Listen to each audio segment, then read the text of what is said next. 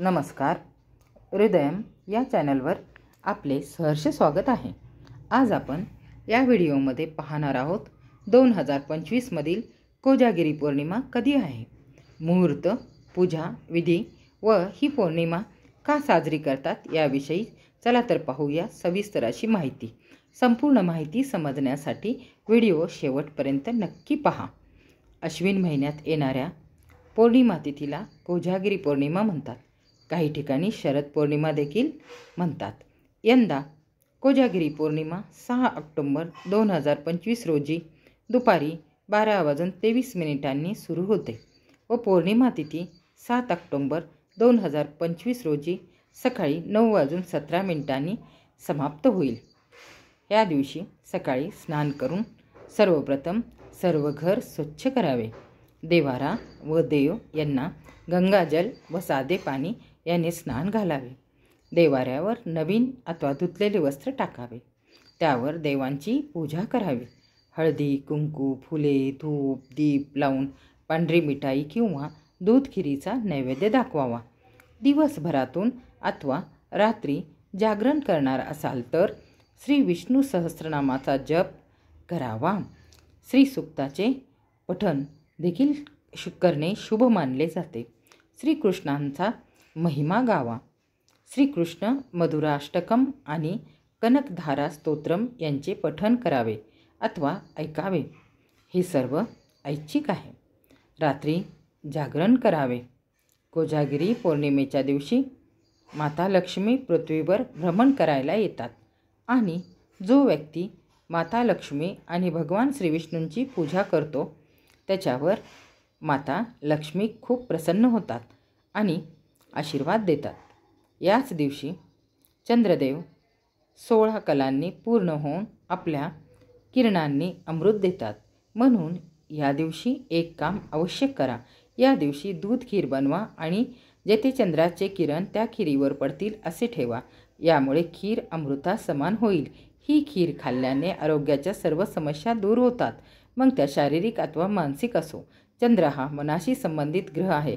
असे म्हणतात की रावण देखील या पौर्णिमेची वाट पाहत असे. रावण आरशाच्या माध्यमातून चंद्राच्या किरणांनी अमृत ग्रहण करत असे. त्याने तो नेहमी तरुण राहायचा. या दिवशी भगवान श्रीकृष्णांना पांढऱ्या रंगाची वस्त्रे घालावी, पांढरी फुले ठेवावीत. कोजागिरी पौर्णिमेला चंद्राच्या शीतल छायेत मसालेदार केसरयुक्त दुधाचा आपण आस्वाद घेतो. पण आज एक ऐतिहासिक घटना घडली होती. कोजागिरी निमित्त रायगडावर दूध विक्रीसाठी गेलेल्या हिरकणीची कथा. गडाचे दरवाजे बंद झाल्यावर अंधाऱ्या रात्री आपल्या लहान बाळाला भेटण्यासाठी कडा उतरण्याची हिंमत दाखवणाऱ्या त्या शूरवीर मातेला लाख लाख नमन.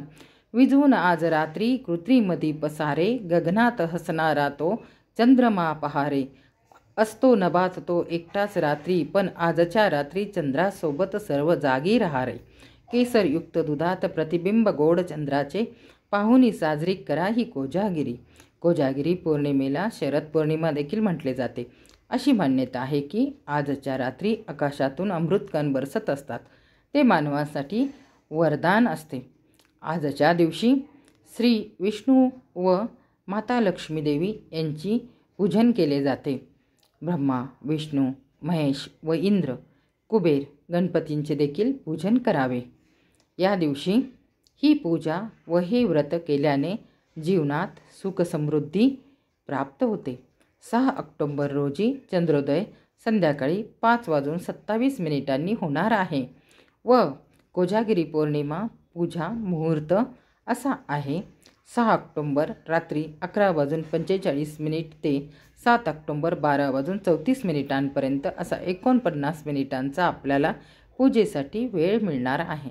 या दिवशी माता लक्ष्मींची कृपा प्राप्त होण्यासाठी व उत्तम आरोग्यासाठी काही विशेष उपाय पाहूया. लक्ष्मी देवींच्या 8 रूपांची पूजा केली जाते. धनलक्ष्मी, राजलक्ष्मी, वैभवलक्ष्मी, ऐश्वर्यलक्ष्मी आणि विजयालक्ष्मी. मातेची मनोभावे पूजा करणाऱ्या सर्व भक्तांची मनोकामना देवी पूर्ण करतात. ज्यांना पौर्णिमेचे व्रत चालू करायचे असेल त्यांना या पौर्णिमेपासून व्रत चालू करता येऊ शकते. सर्वप्रथम चौरंगावर देवांच्या समोर तुपाचा दिवा लावावा. दिव्याखाली तांदळाचे आसन द्यावे. म्हणजे दिव्याखाली तांदूळ, हळदी, कुंकू वाहून तुपाचा दिवा लावावा. त्यानंतर कलश स्थापन करावा. तांब्याचा तांब्या घेऊन त्यात स्वच्छ पाणी, गंगाजल, अक्षत, हळदी, कुंकू, फुले, नाणे ठेवावे. वरून विड्याचे 5 किंवा 7 पाने ठेवावीत. कलशावर कुंकवाने स्वास्तिक हे चिन्ह काढावे. त्यावर श्रीफळ ठेवावे. कलशाखाली देखील तांदळाचे आसन, त्यावर हळदी कुंकू व्हावेत. कलश स्थापन करावा. श्री गणपतींची पूजा करावी. गणपतींना प्रार्थना करावी. संकल्प करावा, माझे हे व्रत निर्विघ्नपणे पार पडो. गणपतींचा हा मंत्र किंवा दुसरा मंत्रही म्हणू शकता. ओम गम गणपते नमः. वक्रतुंड महाकाय सूर्यकोटी समप्रभ निर्विघ्नं कुरु मे देव सर्वकारेषु सर्वदा. श्रीफळाला हळदी कुंकू फुले व्हावे. श्री लक्ष्मी देवींची पूजा करावी. हळदी कुंकू फुले अक्षता व्हावा. कुबेरांची देखील अशीच पूजा करावी. या पौर्णिमेच्या दिवशी चंद्र अगदी पृथ्वीजवळ असतो, त्यामुळे चंद्रप्रकाश अगदी लख्ख असतो. चंद्राचे रूप अगदी सुंदर दिसते. श्री लक्ष्मी देवींच्या श्रीयंत्रांची असेल तर पूजा करा. धूप दाखवा, दीप दाखवा. ऋणरोगादी दारिद्र्यम अपमृत्यू भयम शोक मनस्ताप नश्यंतु मम सर्वदा ही प्रार्थना करावी. श्री स्वामी समर्थ या मंत्राचा 108 वेळा जप करावा किंवा 11 माळी जप करावा. श्री लक्ष्मी गायत्री मंत्र, श्री विष्णू गायत्री मंत्र, श्री कुबेर मंत्र प्रत्येकी 1 माळ जप करावा. वाचन किंवा श्रवण केले तरी चालते. शरद पौर्णिमेच्या रात्री तांदूळ, मखाना, साखर, दूध, केशर, सुक्या मेव्यांची खीर घरात देवांना व चंद्रदेवांना दाखवून आशीर्वाद घ्यावा. श्री लक्ष्मी देवींची कृपा ही जागृत माणसाला मिळते. आळशी व झोपाळू व्यक्ती प्रत्यक्ष समोर आलेल्या देवाला किंवा व्यक्तीला देखील ओळखू शकत नाही. श्री लक्ष्मी देवी या कृपाळू, परमदयाळू, हित करणाऱ्या आहेत. देवांचा राजा इंद्र देखील पृथ्वीवर फिरत असतो. ते प्रत्यक्षात पाहत असतात की कोण जागी आहे. ते विचारत असतात, देवी विचारत असतात की कोण जागी आहे. कोजागिरी हे नाव याच वरून या पौर्णिमेला पडले. या दिवशी चंद्रप्रकाशात ठेवलेली खीर खाल्ल्याने रोगप्रतिकार शक्ती वाढते. लोक निरोगी राहतात. विशेषतः मानसिक आजारात चंद्र हा मनाचा कारक असल्याने अनेक रोगांपासून मुक्ती मिळते. कोजागिरी पौर्णिमेला केलेले लक्ष्मीपूजन विशेष मानले जाते.